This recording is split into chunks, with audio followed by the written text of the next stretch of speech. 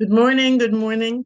This is Brenda Shoshanna, Dr. Shoshanna, back with another episode of the Unshakable Road to Love, Zen Wisdom for Your Everyday Life. And I'm so happy to be here with you. It's a pleasure. This is the second episode we started last week.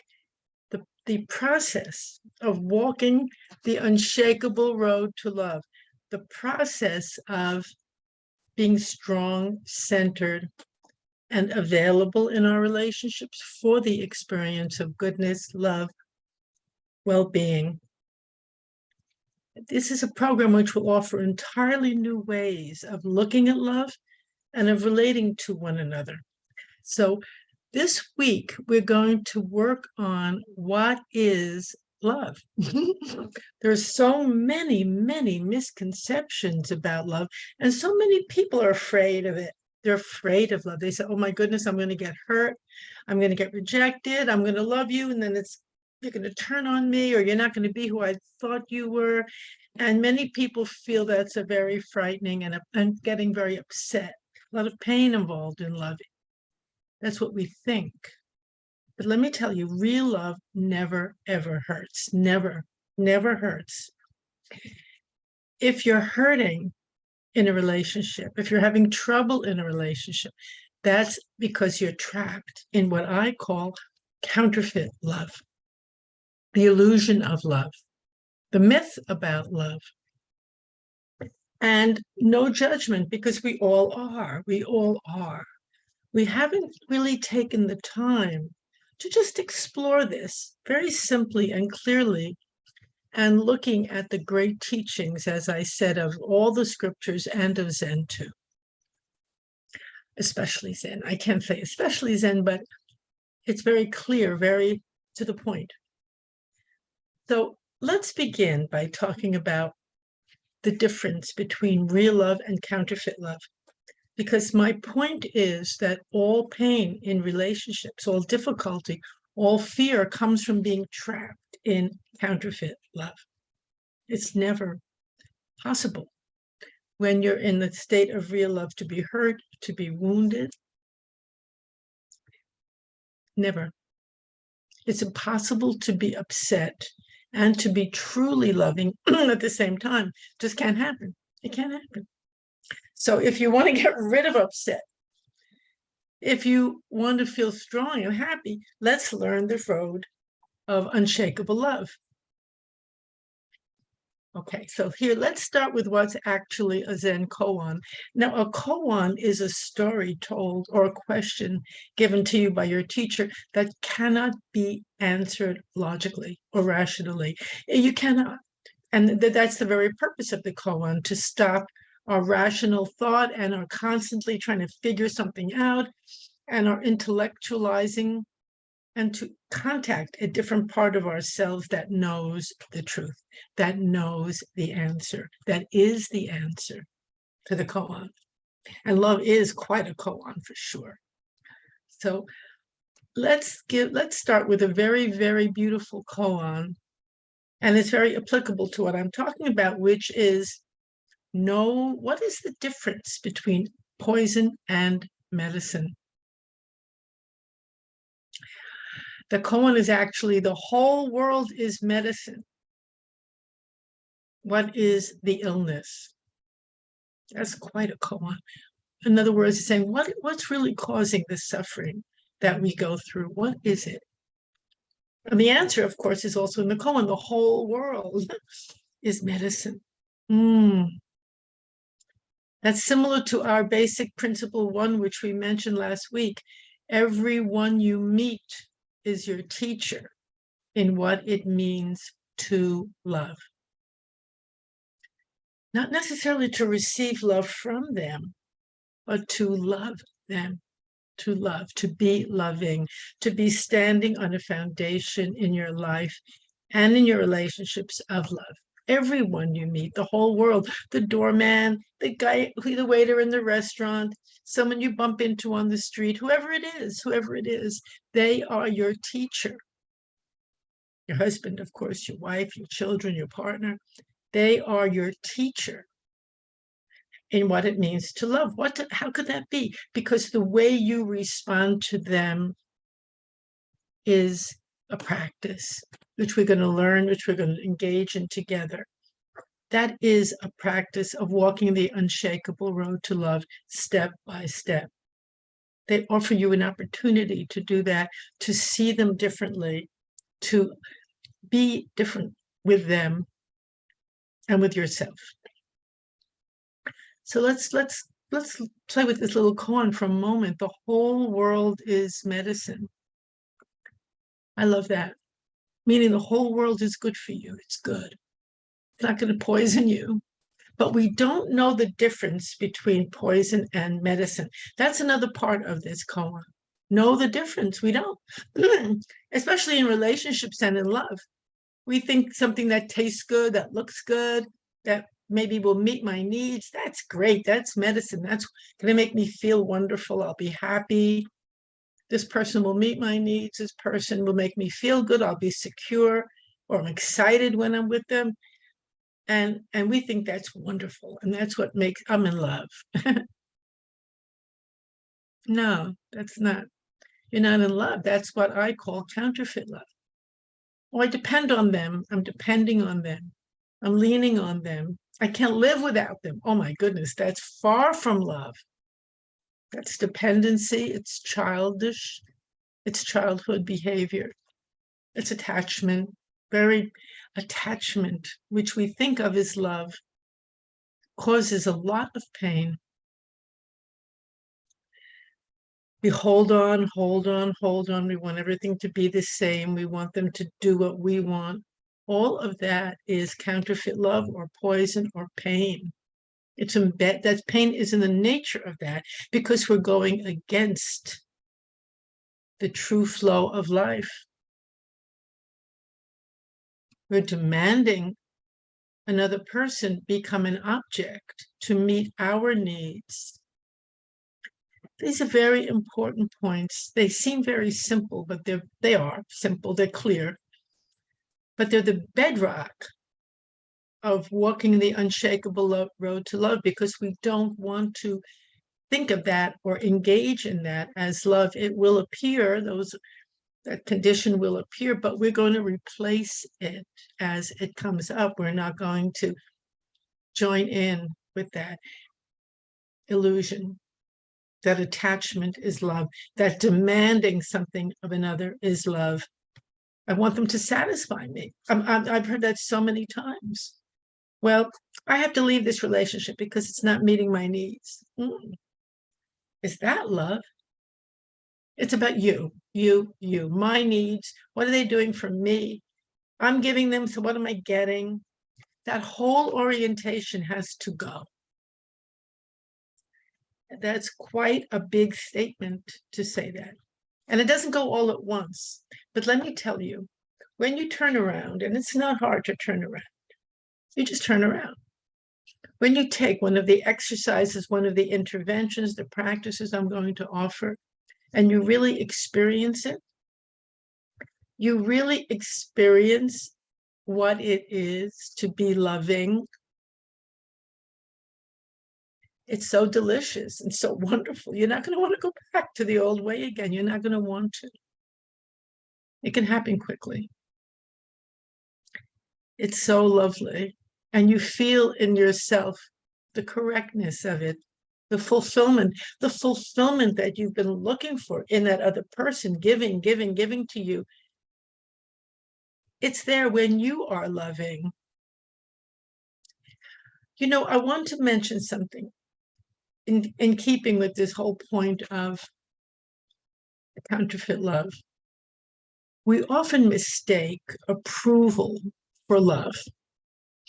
We will live our whole life wanting someone's approval, everyone's approval. Approve of me, give me smiles, give me nods, give me praise. And then I'll feel good about myself. So our identity is embedded in the need to feel good through the eyes of another. First of all, no matter how much approval you get, it's never enough. It's never enough. They could approve of you for 3 weeks and they stop. Oh my God, something is wrong with me. I need more. Why have they stopped approving of me? It's an addiction.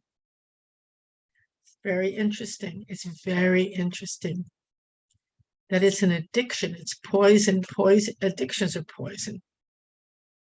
They cramp us. They cramp us. They make us nervous. They make us hungry. They make us frightened that we're not going to get our fix, our daily fix. And love, so-called love, counterfeit love, can become a drug, a daily fix. So how do we turn this around? How do we turn this around? Well, let's start by learning some of the principles, the pillars of love, I call it. Let's by looking at what real love is. First of all, people think, well, it's impossible, it's rare, it's scarce, relationships are scarce, you can't hold on to them, and real love isn't. How can I find it? Well, when we look at what real love actually is, we see that love is abundantly available every moment, everywhere, not scarce at all, abundantly available. It's always here for you. It's up to you to be loving. Love is not a feeling. It's not a feeling that comes and goes. There's a beautiful poem by Rumi that says, a feeling here one moment and gone the next cannot be called love. That's a very deep and beautiful statement. We think it's a feeling, and that's why we think love disappears. Because feelings, of course, they must come and go. That's the nature of feelings. It's like the wind. It blows. Comes one day, blows here, blows there, strong wind, soft wind, sweet wind, bitter wind, loving wind, destructive wind. Those are feelings, like same thing as feelings. That you cannot call that love. A feeling here one day and gone the next cannot be called love. Very important point. Very important point. We're addicted again to these feelings, so-called good feelings. So-called. That's not love. So this whole program was going to be a really deeper and deeper exploration of what is love. What is it then? You know, people say, I loved him so much in the beginning. It was so great in the beginning. Then it all went wrong. It disappeared. Where did the love go, they ask. And I say, it didn't go anywhere. Because it wasn't love. It was feelings. It was dreams. It was fantasies. It was expectations that they're going to fulfill your fantasy. That's not love. Now, what we're going to base this program on is a foundation of what I call pillars of love, truths about love, deeds, actions of love, actions. You know, actions are so profoundly, profoundly important. And we have the power within ourselves to take actions, to make choices. So there are many, many actions, many interventions, you could call it, many ways to perceive someone that are the manifestation of real love.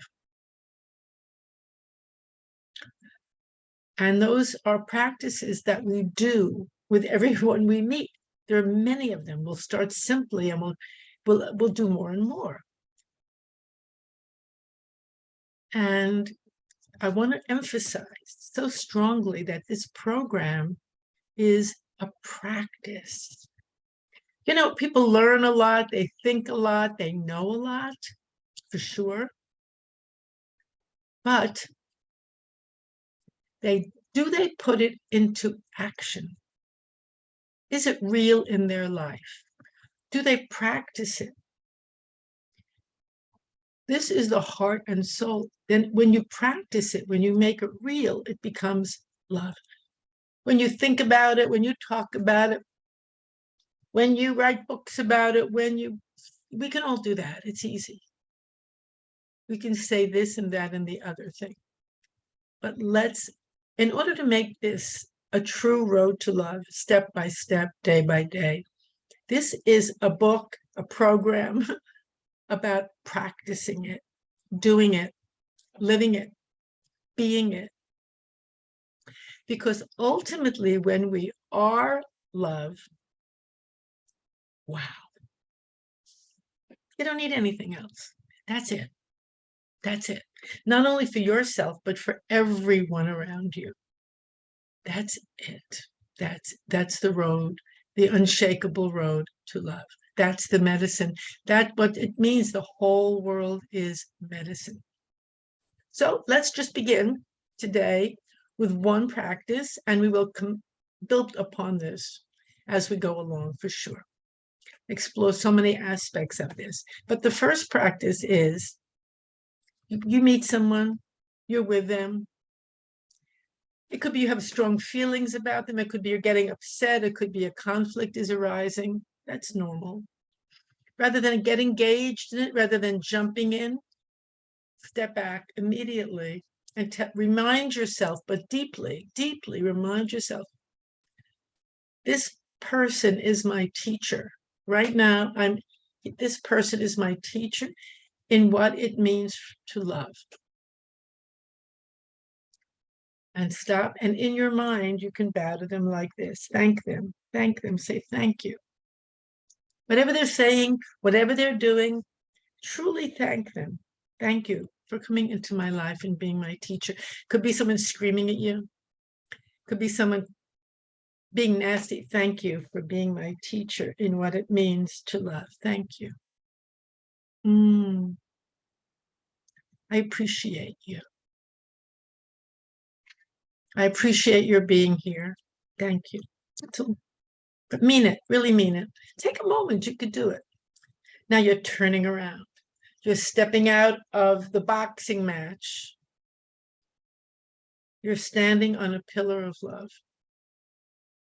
That's a pillar of love that everyone you meet is your teacher in what it means to love. You're actually embodying it. You're not getting engaged in what they're doing and saying and thinking if it's troubling and upsetting. You're not wanting something from them. You're truly thank them for being there with you and being in the world. Thank you. Some people want to go like that. They might think a little bow to the person, honoring that person for a moment. We'll go into all this in much greater depth. This is a beautiful first step. Beautiful. We could also include, I'll give you another little one to include, which we'll explain more next time. You could include and say to them, I grant you the right to be who you are. Whatever you are right now, that's fine. That's who you are. I grant you the right. Meaning, it's okay. Whatever you're doing, I'm not going to fight back. I'm not going to try to change you. I grant you the right to be who you are. Beautiful. Try it and see. Give it a try.